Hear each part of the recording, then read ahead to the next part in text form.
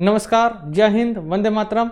मैं अक्षय गुप्ता एक बार फिर से आपके अपने ऑनलाइन यूट्यूब चैनल पर आप सभी का हार्दिक स्वागत अभिनंदन करता हूं और इसी विश्वास के साथ कि आप अच्छे तरीके से अपनी यूपी टेट की जो तैयारी है वो आप अच्छे तरीके से कर रहे होंगे और इस बार आप 120 प्लस या 130 प्लस का जो आपने टारगेट अपनाया है वो आप जरूर लेकर आएंगे जो है, ठीक ना। जो हम लोग 120 प्लस का टारगेट कर रहे हैं आपके लिए, आप उस 120 प्लस क्या 130 प्लस आप लेकर आएंगे, ये मेरा आपसे विश्वास है, मेरा आपसे जो है वादा भी है, ठीक ना। आइए चलते हैं। तो जैसा कि मैं आपको बाल मनोविज्ञान पढ़ा रहा था, बाल मनोविज्ञान में मैं जीन पियाजे आपको पढ़ा रहा था, ठीक ना। उस जीन पियाजे का मैंने 2 लेक्चर आपका लिया था। अब ये तीसरा लेक्चर मैं आपके लिए लेकर आया हूं, जिसमें आपको पहले मैंने आपको पढ़ाया जीन पियाजे से संबंधित शब्दावली के बारे में मैंने बताया था, जैसे वस्तु अस्थायित्व हो गया, जीववाद हो गया, ठीक ना, समायोजन हो गया, समावेशन हो गया, कई सारी चीजें मैंने आपको बताई थी। और इसके बाद मैंने आपको जीन पियाजे की पहली अवस्था भी बताई थी। जो पहली अवस्था थी वो क्या थी सर? तो आप कहेंगे सर पहली अवस्था थी संवेदी गामक अवस्था। जो पहली अवस्था थी सर वो क्या थी बताइए? संवेदी गामक अवस्था, जिसकी जो एज होती है सर वो क्या होती है बताइए? आप कहोगे सर इसकी जो एज होती है वो कितनी होती है? 0 से 2। 0 से कितनी होती है सर? 0 से 2 वर्ष इसकी एज होती है। किसकी? संवेदी गामक अवस्था की, ठीक ना। और मैंने इसमें आपको बताया था कि इसमें क्या क्या होता है, तो आपने अच्छे से नोट्स भी बनाया होगा। इसमें सर होता है क्या बताइए? वस्तु अस्थायित्व। इसमें होता है वस्तु अस्थायित्व, वस्तु अस्थायित्व होता है। और क्या होता है? आप कहोगे सर जीववाद होता है, ठीक ना। नहीं सॉरी, वस्तु अस्थायित्व। वस्तु अस्थायित्व के बाद इसमें अनुकरण होता है, अनुकरण। जीववाद इसमें नहीं होगा, सॉरी। वस्तु अस्थायित्व होगा, जीववाद होगा। और इसमें क्या होता था? मूल प्रवृत्ति होती थी। ये सारी चीजें मैंने उस दिन आपको बता दिया था, मूल प्रवृत्ति, ठीक ना। ये सारी चीजें मैंने उस दिन आपको अच्छे तरीके से बता दिया था। और एक चीज और मैंने आपको बताया था, परावर्ती क्रिया भी होती है। कौन सी क्रिया बताइए? आप कहोगे सर परावर्तित क्रिया भी होती है। किसमें? पहली अवस्था। कौन सी अवस्था? संवेदी गामक अवस्था। जो लोग अभी पहला वीडियो नहीं देखे होंगे, इसका मतलब इसके पहले वाला वीडियो जीन पियाजे का पार्ट 2, उसको जरूर देख लीजिएगा, तब आप इसको देखिएगा तो आपको सारी चीजें समझ में आएंगी जो है, ठीक है। आइए अब जो नेक्स्ट अवस्था है वो क्या है सर? वो है दूसरी अवस्था है पूर्व संक्रियात्मक अवस्था। जो दूसरी अवस्था है सर वो क्या है बताइए? वो है पूर्व संक्रियात्मक अवस्था, ठीक ना। या इसी का एक नाम और है सर, इसे हम कहते हैं प्राक। तो क्या कहते हैं सर? आप कहोगे सर इसे हम कहते हैं प्राक संक्रियात्मक अवस्था। चाहे आपको पूर्व संक्रियात्मक अवस्था, चाहे आपको प्राक संक्रियात्मक अवस्था, बात एक ही होती है, ठीक ना। जिसकी जो एज होती है सर वो कितनी होती है? तो आप कहोगे सर इसकी जो एज होती है वो होती है 2 से 7 वर्ष। 2 से कितनी वर्ष भैया? 2 से 7 वर्ष इसकी एज होती है। संवेदी गामक की एज कितनी होती है? तो आप कहोगे सर 0 से 2 वर्ष होती है। और पूर्व संक्रियात्मक अवस्था की जो एज होती है वो कितनी होती है बताइए? 2 से 7 वर्ष होती है। तो आप लोग दूसरी हेडिंग करेंगे पूर्व संक्रियात्मक अवस्था, या इसे कहते हैं प्राक संक्रियात्मक अवस्था। क्या कहते हैं? प्राक संक्रियात्मक अवस्था कहते हैं, ठीक ना। प्राक संक्रियात्मक अवस्था। चलिए, पूर्व संक्रियात्मक अवस्था या प्राक संक्रियात्मक अवस्था, जिसकी जो एज होती है वो कितनी होती है सर? 2 से 7 वर्ष इसकी एज होती है। कितनी एज होती है? 2 से 7 वर्ष। चलिए आइए देखते हैं इसमें क्या क्या होता है, प्राक संक्रियात्मक अवस्था में क्या क्या होता है। चलिए, इसमें जो होता है पहली चीज वो होता है जीववाद। क्या होता है? जीववाद। अब जीववाद मैंने आपको बहुत अच्छे तरीके से लिखवाया था, बहुत अच्छे तरीके से बताया था कि इसमें जो बच्चा होता है वो निर्जीव वस्तु को क्या मानता है? सजीव मानता है। इसमें जो बच्चा होता है वो क्या करता है? तो आप कहोगे सर निर्जीव वस्तु को वो क्या करता है? वो सजीव मानता है। निर्जीव वस्तु को क्या मानता है बताइए? सजीव मानता है। मैंने आपको पढ़ाया है, मैंने आपको जीववाद पढ़ाया है, बहुत अच्छे तरीके से बताया है कि इसमें बच्चा क्या करता है? इसमें निर्जीव वस्तु को सजीव मानता है। जैसे अगर उसके सामने हाथी का खिलौना आ गया, खिलौने के रूप में हाथी आ गया, तो वो समझेगा यही सही में क्या है? हाथी है, यही सही में घोड़ा है। तो इसमें क्या होता है? इसमें जीववाद की अवस्था होती है, ठीक ना। दूसरी चीज क्या होता है? देखिए, दूसरी चीज होती है इसमें अविलोमिता। दूसरी चीज होती है सर अविलोमिता। अविलोमिता मतलब क्या होता है?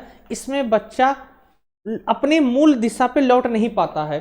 मैंने आपको बताया था ना, जैसे विलोमिता मतलब क्या होता है? लौटना, ठीक। और अविलोमिता मतलब क्या होता है? कि इसमें बच्चा अपनी मूल अवस्था में लौट नहीं पाएगा जो है, ठीक है, बात समझ में आ रही है। इसमें जो बच्चा होता है वो अपने मूल अवस्था में लौट नहीं पाता है, तो इसे हम क्या कहते हैं सर, इसे हम कहते हैं अविलोमिता। क्लियर हो गया ना। चलिए, तो पहला है जीववाद, दूसरा है अविलोमिता। क्लियर है। जीववाद मतलब क्या होता है, निर्जीव वस्तु को सजीव मानता है, और अविलोमिता मतलब क्या होता है कि इसमें बच्चा अपनी मूल वस्तु पर लौट नहीं पाता है। अगर हम वस्तु में थोड़ा सा परिवर्तन कर दें तो पुरानी वस्तु में और नई वस्तु में अंतर नहीं कर पाता है। ठीक है, ये सारे क्वेश्चंस पूछे गए हैं आपके सीटेड में, यूपी टेड में, ये सारे क्वेश्चंस बहुत पूछे गए हैं। ठीक ना। चलिए, तीसरा हम तीसरी बातें करते हैं। जो है तीसरा है आपका, इधर देखेंगे, तीसरा है आपका संरक्षण का अभाव।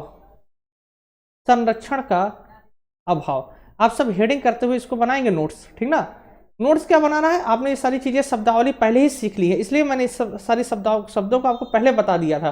ठीक है, जिससे आप खाली इसमें ये सीख सको कि किस अवस्था में बच्चा क्या क्या करता है। ये सब आपके यूपी टेट और सीटेट में पूछे गए हुए क्वेश्चन है कि किस अवस्था में संरक्षण का अभाव होता है। तो आप क्या बताएंगे सर, आप ये बताइएगा कौन सी अवस्था, पूर्व संक्रियात्मक अवस्था, जिसकी एज कितनी होती है बताइए, 2 से 7 वर्ष होती है। ठीक ना।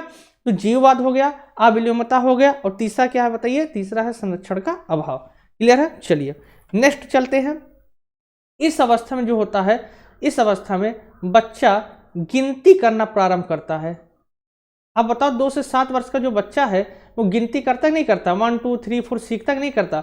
तो इस अवस्था में जो बच्चा क्या करता है, वो गिनती करना प्रारंभ करता है, केवल प्रारंभ करता है। देखिए शब्द को समझे, गिनती याद नहीं करता, गिनती केवल प्रारंभ करता है। धीरे धीरे धीरे धीरे वो गिनती अपना प्रारंभ करते हुए चलता है, 1 2 3 4, ये सारी चीजें वो क्या करता है, प्रारंभ करता है।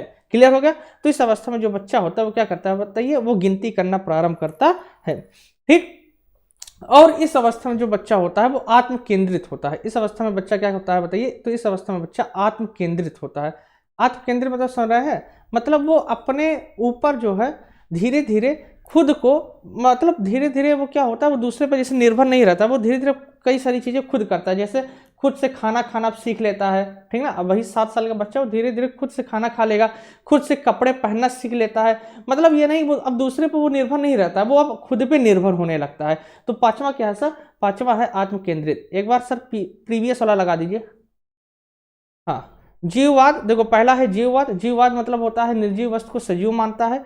दूसरा है अविलोमता। अविलोमता मतलब क्या होता है सर, कि अपने मूल बिंदु पर लौट नहीं पाता है। तीसरा है संरक्षण का अभाव। संरक्षण का अभाव मतलब यही होता है कि अगर हम वस्तु में थोड़ा सा भी परिवर्तन कर दे तो वो नई वस्तु में पुरानी वस्तु में डिफरेंट नहीं कर पाता है। ठीक ना। चलिए एक बार नेक्स्ट वाला कीजिए सर। हाँ, गिनती करना प्रारंभ करता है। बच्चा क्या करता है, इस एज में गिनती करना प्रारंभ करता है। और आत्म केंद्रित क्या होता है, बच्चा जो होता है वो क्या होता है, वो आत्म केंद्रित होता है, मतलब दूसरे पर निर्भर नहीं रहता है। ठीक ना। चलिए क्लियर है। एक बार आप कमेंट करके थोड़ा सा बता दीजिए भैया क्लियर हो रहा है।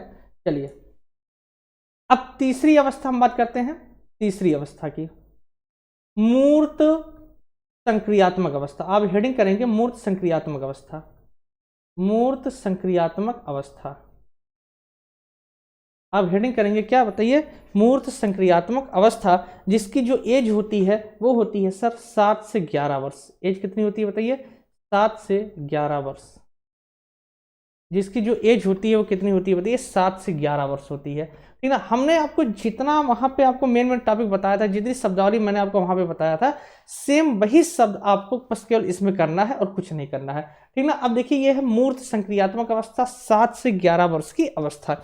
देखिए इसमें क्या होता है, देखो 11 वर्ष का जो बच्चा होता है वो धीरे धीरे चिंतन करना प्रारंभ करता है। क्या करना प्रारंभ करता है, तो आप कहोगे सर बच्चा जो होता है वो चिंतन करना प्रारंभ करता है, वो चिंतन करना प्रारंभ करता है। अब चिंतन क्या होता है, जैसे उसके सामने कोई वस्तु दिखा, ठीक ना, अब वो ये करता है कि ये वस्तु आखिर में ऐसे कैसे हुआ। या आप देखते हो 7 से 11 वर्ष की एज में बच्चा जब मैथ सीखता है तो हम उसके सामने रखते हैं, बेटा ये 2 गोली है, ये क्या बताइए, ये 2 है, ये कितना है सर 3 है, 3 2 कितना हो गया बताइए, ये 5 है। तो बच्चा क्या करता है, बच्चा इन दोनों वस्तुओं को जोड़ता है, जोड़ने के बाद इसका रिजल्ट निकालता है। तो वो जब चिंतन करता है तभी तो रिजल्ट निकाल लेगा, जब वो इसके बारे में सोचेगा तभी तो रिजल्ट निकाल देगा कि ये 2 है, ये 3 है, ये 2 गोली, ये 3 गोली, 2 गोली 3 गोली, दोनों गोली को मिला दीजिए तो कितना हो गया बताइए, 5 हो गया। तो बच्चा क्या करता है, बच्चा धीरे धीरे धीरे धीरे धीरे धीरे क्या करता है बताइए, चिंतन करना प्रारंभ करता है। क्लियर हो गया बताइए।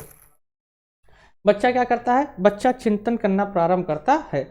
यानी मूर्त संक्रियात्मक अवस्था में 7 से 11 वर्ष की जो एज होती है उसमें बच्चा क्या करता है, उसमें बच्चा चिंतन करना प्रारंभ करता है। केवल चिंतन करना प्रारंभ करता है। देखो चिंतन अभी 2 प्रकार का होगा, एक होता है मूर्त चिंतन, एक होता है अमूर्त चिंतन। तो इसमें जो बच्चा होता है मूर्त चिंतन प्रारंभ करता है। कौन सी चिंतन, इसमें जो बच्चा होता है वो मूर्त चिंतन प्रारंभ करेगा। मूर्त चिंतन मतलब क्या है कि जैसे उसके सामने हमने रख दिया 2 पेंसिल, क्या पेंसिल रख दिया, उसके सामने रख दिया, उसके सामने रख दिया 2 पेंसिल, फिर हमने रख दिया कितने पेंसिल बताइए, 3 पेंसिल। क्या होगा, 2 पेंसिल 3 पेंसिल बराबर, वो बताएगा सर कितनी पेंसिल हो गई बताइए, 5 पेंसिल हो गई। तो इस एज में बच्चा क्या करता है, मूर्त चिंतन करना प्रारंभ करता है। ठीक ना, चलिए और देखिए इसके बाद क्या है, अब इसमें संरक्षण का, ठीक ना, अब इसमें क्या है, इसमें संरक्षण का जो अभाव था, लेकिन इसमें संरक्षण का अभाव नहीं रहेगा। उसमें क्या था, उसमें संरक्षण का अभाव था। संरक्षण का अभाव मतलब क्या था कि बच्चा मूल वस्तु में और नई वस्तु में अंतर नहीं कर पाता था। लेकिन इसमें क्या होगा, इसमें ऐसा कुछ नहीं होता है। इसमें जो बच्चा होता है वो मूर्त वस्तु में और नवीन वस्तु में क्या कर लेता है, वो डिफरेंट कर लेता है कि हाँ अगर इसमें खाली थोड़ा सा चेंजिंग हुआ, यानी ये मूल वस्तु और ये कौन सी वस्तु है बताइए, पुरानी वस्तु है, तो इसमें जो बच्चा होता है उसमें संरक्षण का अभाव नहीं रहेगा, यानी अब इसमें संरक्षण आ जाता है। ठीक ना, चलिए अगला है आपका, देखिए अगला है आपका विलोमिता। अगला है आपका विलोमिता। विलोमिता मतलब क्या होता है कि इसमें जो बच्चा होता है वो अब जैसे अभी उसमें था अविलोमिता था, लेकिन इसमें विलोमिता है। मतलब कि इसमें बच्चा क्या करता है, वही चीज़ पुरानी वस्तु है, अगर पुरानी वस्तु में हम थोड़ा सा भी परिवर्तन कर देते हैं तो ये नई वस्तु बन जाती है। तो नई वस्तु में पुरानी वस्तु में वो क्या करता है, बड़े बड़े आराम से वो क्या करता है, डिफरेंट करना प्रारंभ कर लेता है। ठीक ना, तो इसमें बच्चा क्या करता है, सुनिए एक एक तरफ से समझते चलेंगे। देखिए पहला क्या है, पहला ये है इसमें जो बच्चा होता है वो चिंतन करना प्रारंभ करता है। दूसरा है इसमें बच्चा संरक्षण का अभाव नहीं रहेगा।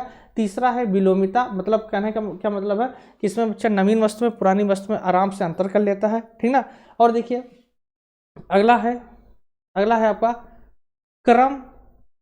क्रम का क्या मतलब है कि इसमें बच्चा 1 2 3 4 ये सारी चीज़ें बहुत आराम से करना सीख लेता है। अब जो है, अब अगर हम क्रम में अव्यवस्थित करते, जैसे अगर हम उससे कहें, जैसे देखो जैसे हम बच्चों से कहें 1, देखिए अगर हम बच्चों से अगर हम कहते हैं 1 है, 2 है, इसके बाद हम यहाँ पे कोई ब्लैंक कर दें, 8 है, 9 है, वो तुरंत क्या देगा सर, इसके पहले 2 के बाद 3 आएगा, 4 आएगा, 5 आएगा, 6 आएगा और 7 आएगा। मतलब क्रम वो सीख लेता है, क्रम से व्यवस्थित करना सीख लेता है, गिनतियों को वो क्रम से व्यवस्थित करना सीख लेता है। क्लियर हो गया ना, चलिए इसके बाद है वो गणितीय संक्रिया कर लेता है। अब बच्चा क्या सीख लेता है बताइए, अब आप कहोगे सर बच्चा गणितीय संक्रिया सीख लेता है।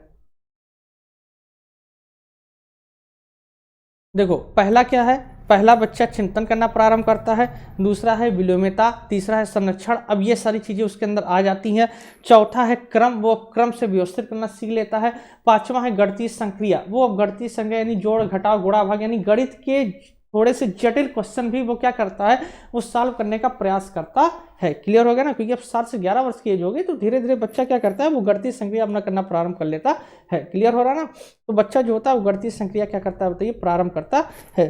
ठीक, इसके बाद फिर देखिए अगला है आपका श्रृंखला।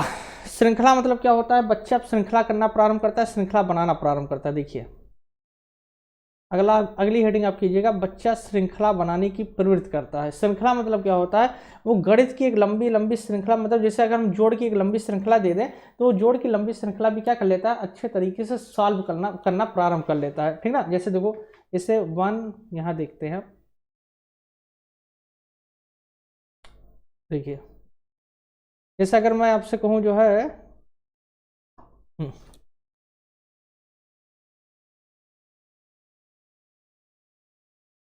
देखिए जैसे अगर मैं आपसे कहूँ श्रृंखला मतलब जैसे देखो 1 + 2 + 8 + 9 + 5, अगर इस प्रकार की हम श्रृंखला दे दें बच्चों को तो एक लंबी श्रृंखला ये बन रही है, तो बच्चा क्या करेगा, इस लंबी श्रृंखला को भी सॉल्व करने का प्रयास करता है और प्रयास कर भी लेता है, सफल भी हो जाता है।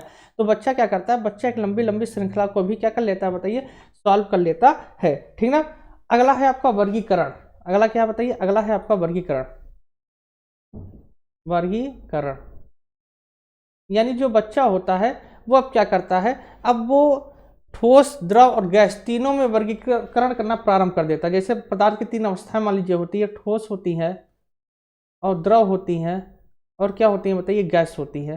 तो बच्चा क्या करता है, बच्चा इन तीनों को पहचानना प्रारंभ कर देता है कि कौन ठोस है, कौन द्रव है और कौन क्या है बताइए, गैस है। क्लियर हो रहा है ना। तो ये सारी चीजें किस अवस्था में आती हैं, तो आप कहोगे सर ये सारी जो भी चीजें हैं वो मूर्त संक्रियात्मक अवस्था में आती हैं। मतलब पहले देखो, पहला क्या आता है, पहला चिंतन आता है। दूसरा क्या मतलब इस अवस्था में देखो, पहला बच्चा चिंतन करना प्रारंभ करता है, तीसरा विलोमिता होती है, दूसरा विलोमिता होता है, तीसरा संरक्षण होता है। यानी कहने का मतलब बच्चा क्या करता है, बच्चा मूल वस्तु में और पुरानी वस्तु में डिफरेंट करना प्रारंभ कर लेता है। अगर इसके बाद क्रम है, बच्चा क्रम व्यवस्थित करना सीख लेता है। इसके बाद क्या होता है सर, इसके बाद आप कहेंगे सर बच्चा गणितीय संक्रिया करना प्रारंभ कर लेता है। गणितीय संक्रिया मतलब जोड़, घटाव, गुणा, भाग, ये सारी चीजें बच्चा प्रारंभ कर लेता है। इसके बाद बच्चा श्रृंखला बनाना प्रारंभ कर लेता है। वो लंबी लंबी श्रृंखलाओं को जोड़ सकता है, घटा सकता है। अगला है आपका वर्गीकरण, यानी बच्चा क्या करता है, बच्चा ठोस, द्रव, गैस में वर्गीकरण करना प्रारंभ कर देता है। क्लियर हो रहा है ना, ये सारी चीजें क्लियर हो रही है, बताइए एक बार आप कमेंट कर दीजिए अगर ये सारी चीजें क्लियर हो रही है। देखिए पहली अवस्था थी संवेदीगामक अवस्था, दूसरी अवस्था थी पूर्व संक्रियात्मक अवस्था और तीसरी अवस्था जो है वो आपकी है मूर्त संक्रियात्मक अवस्था। एक बार देखिए मैं आपको फिर से बता दे रहा हूं, देखिए दूसरे से बता रहा हूं जो है चलिए देखो, दूसरी अवस्था थी पूर्व संक्रियात्मक अवस्था, जिसकी एज कितनी होती थी सर, जिसकी एज होती थी 2 से 7 वर्ष, जिसकी एज होती थी 2 से 7 वर्ष। इस 2 से 7 वर्ष में बच्चा क्या करता है, बच्चा जीववाद, ठीक ना, और अविलोमता और क्या करता है, गिनती करना प्रारंभ करता है, आत्म केंद्रित हो जाता है, ठीक ना। और देखिए, और इस एज में क्या होता है, यानी गिनती करना प्रारंभ कर लेता है और क्या करता है, आत्म केंद्रित हो जाता है, ठीक ना। और इस एज में फिर अगला है मूर्त संक्रियात्मक अवस्था, यानी जिसकी एज होती है कितनी, 7 से 11 वर्ष। इस अवस्था में बच्चा क्या करता है, इस अवस्था में बच्चा चिंतन करना प्रारंभ करता है। कैसा चिंतन प्रारंभ करता है, तो आप कहेंगे सर मूर्त चिंतन करना प्रारंभ करता है, ठीक ना। यानी उसके सामने अगर मूर्त वस्तु रख दी जाए तो वो क्या करता है, वो उसको गिन लेता है, उसको गिन कर सीखने का प्रयास करता है, ठीक ना। और देखिए इसके आगे, इसके बाद क्या करता था इसमें, पूर्ण चिंतन प्रारंभ करता था। फिर संरक्षण था, अविलोमता था, क्रम था, यानी संरक्षण का अभाव नहीं होता था, विलोमता का कोई अभाव नहीं होता, यानी सब कुछ बच्चा सीख लेता है, ठीक ना। मतलब ये सारी चीजें वो बच्चा क्या करता है, सीख लेता है। श्रृंखला बनाने का गुण उसके पास आ जाता है, लंबी लंबी संक्रिया करना वो सीख जाता है। ये सारी चीजें जो है किस में होती है बताइए, ये सारी चीजें मूर्त संक्रियात्मक अवस्था में होती है, ठीक ना। तो जीन पियाजे की 3 अवस्थाएं मैंने क्लियर कर दिया आपको, ठीक ना। चौथी अवस्था मैं कल आपको क्लियर करूंगा। तब तक आप लोग इस सबका अच्छे से नोट्स बनाते रहिए, ठीक ना। और नोट्स बनाकर आप भेजते भी रहिए, कई सारे बच्चे भेज भी रहे हैं, बहुत अच्छा लग रहा है। और आप कमेंट्स जाकर जरूर कीजिएगा आपको वीडियो कैसे लगी, और अपने सभी फ्रेंडों तक शेयर करते रहिए। फिर मिलेंगे, तब तक के लिए गुड बाय, जय हिंद।